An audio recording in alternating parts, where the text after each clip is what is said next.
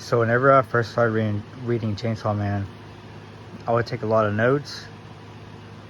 But the past few months, I've just been jumping from different manga, like Chainsaw Man, Hunter x Hunter, and Dandadan, and also Jujutsu Kaisen. And because I've been jumping like back and forth, as you can see, I really haven't been taking notes. So I kind of want to show, like, whenever I was taking notes, what I was writing down. So this one says speech bubble. And I thought it was pretty cool how you see it. The speech bubble takes like half the panel. And I just like the shape of it.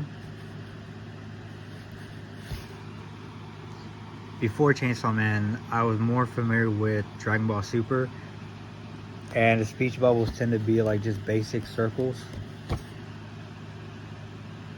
So I thought that was pretty cool, and that's why I had that as a note. Speech bubble.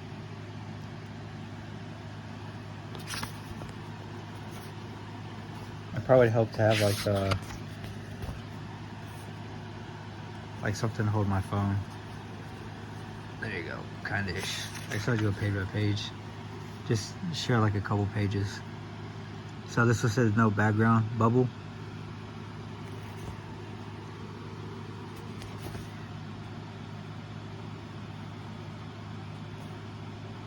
A lot of the manga that I was looking at, most of the time they had like some kind of background.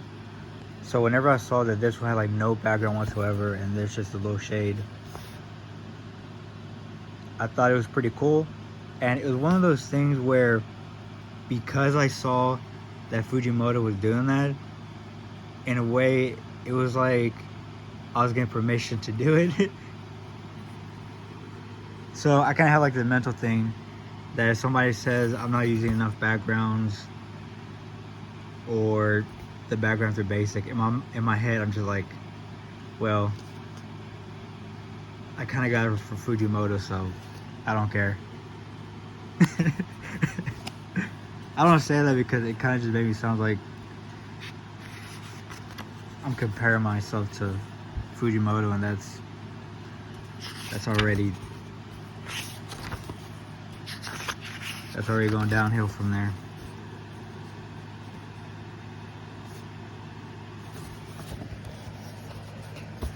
I think it's cool though to just get like different ideas from different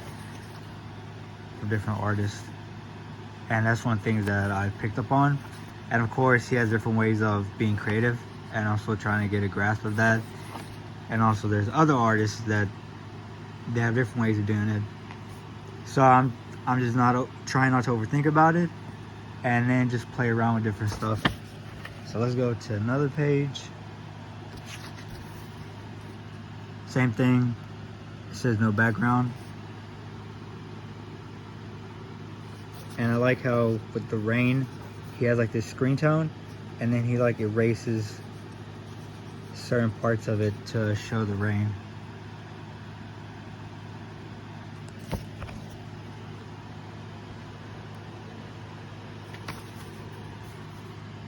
And it says bubble keyframe. So once again, I thought it was cool how he had the speech bubbles.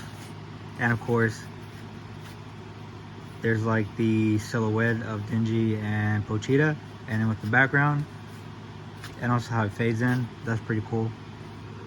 And where it says a keyframe, this is where I started to notice that Fujimoto would pretty much have like the same it was like the same pose, and he would just change it differently. It's kind of like if you're watching a live action or an anime or anything, it's like you see the keyframes.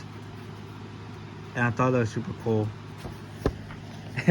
I actually like doing that like way more. I kind of went a little overboard, and I've gotten some comments where people said I just copy and paste it, and on mine I'm just like, it's just something cool that I've learned from Fujimoto. So I guess if some people don't like it, I guess they just don't like it. I mean, that's all there is to it. So this one says keyframe bubble. Same thing. I thought it was pretty cool how the bubble took like about 1/3 or 1/2 of the panel. And this is when I started to notice that Fujimoto, he tends to use like a lot of space for speech bubbles. And then it says keyframe. As you can see here, it looks like he so Denji's mouth is open, slowly closes, turns his head, and this guy is like the same expression. Like these two, it looks like they're copy and pasted. And it's kind of one of those things where I don't know if some people, they just overlook certain stuff because it's mainstream. And then whenever they see somebody else do it, it's like, you suck. I'm like, dude, I'm learning this stuff from people who are like, actually have successful manga. And then whenever I do it, I get shit on. I mean, that's just how it is. It's cool. So I put a Q. I mean, it looks like Q, but I started to notice that because I was taking a lot more notes, I should use like symbols. So if you see a Q, that means speech bubble. And I just this is whenever I was starting to learn about making the speech bubbles more dynamic.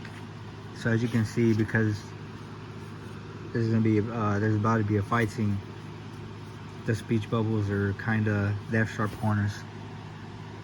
So I thought that was cool.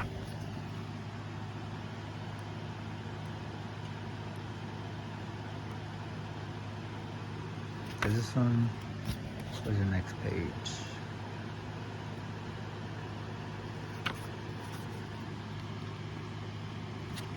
So it doesn't have anything here, but I'm pretty sure this was whenever I think it was because like there wasn't like a background at all. It's Pochita, speech bubble, Denji. Pretty much looks like we just copy and pasted. No background.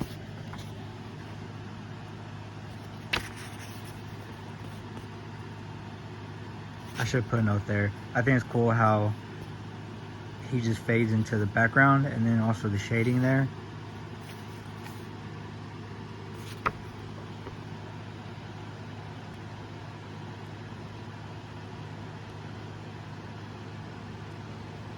And obviously there's like a lot of stuff to take away from the chapter, but I was barely getting started, so I didn't want to just go crazy with the notes. No background. Same thing, how there's like the background has like the screen tone.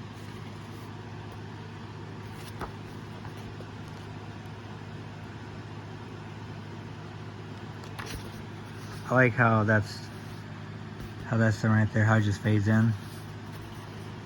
And then this one, I don't think the rest of these have, do they have words on the notes? Yeah, I guess it was just, I missed some of the first ones. I guess I'll just skip through and just see what else I have.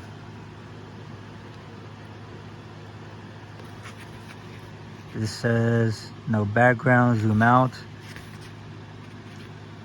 I think this is these two panels, this is where it really, I had a brain for it, I don't even know what I'm trying to say.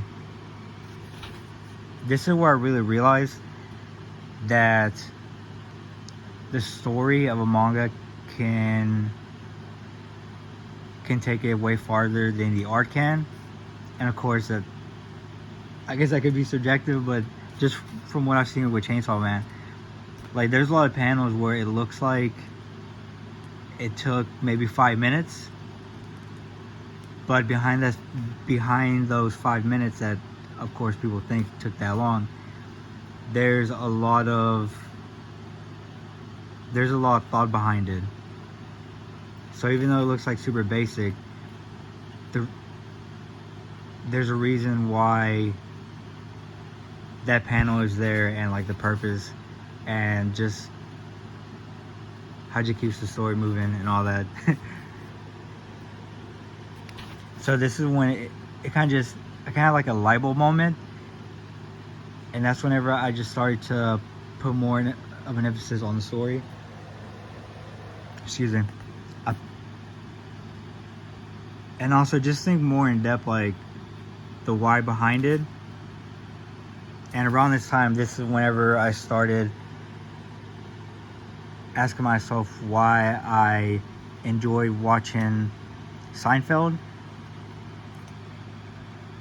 Because Seinfeld has a lot of similarities with Quentin Tarantino's films, where there'll be something crazy happening and they'll just casually be talking about something.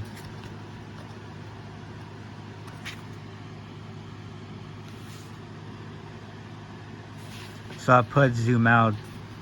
And another thing that Fujimoto does is that he'll have like the same panel, copy and paste, and he'll zoom out or zoom in. And in this one he zoomed out and he cut it into 2 panels.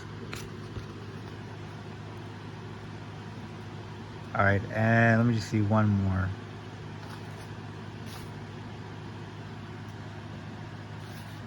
So background fade. And another thing I noticed is with the backgrounds, some of them they'll be kind of basic, and then they'll fade into the back. And I thought that was an interesting way to where it's like it's a background that won't take too long, but it fades in or it fades out to where it's there, and then you can just move on to the next panel. Same thing here. And also with the screen tone, that's pretty cool.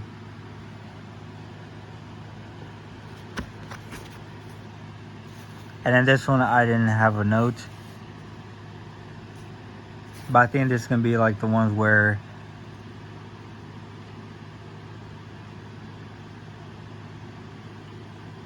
like there it's kind of the head's kind of tilted. But I thought it was pretty cool here, which you've seen, which I mean tends to happen a lot, not a lot, but like a couple times, where most of the panel would just be a speech bubble and it'll zoom in on the face.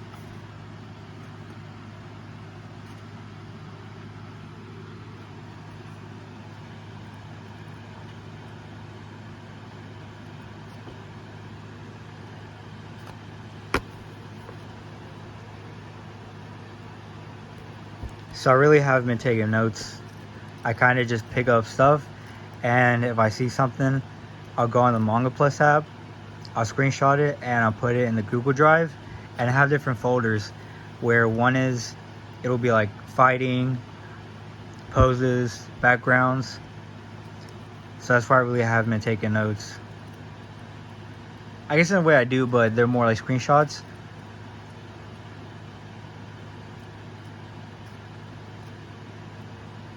So I don't know. Maybe I'll start taking notes again, like with these little things.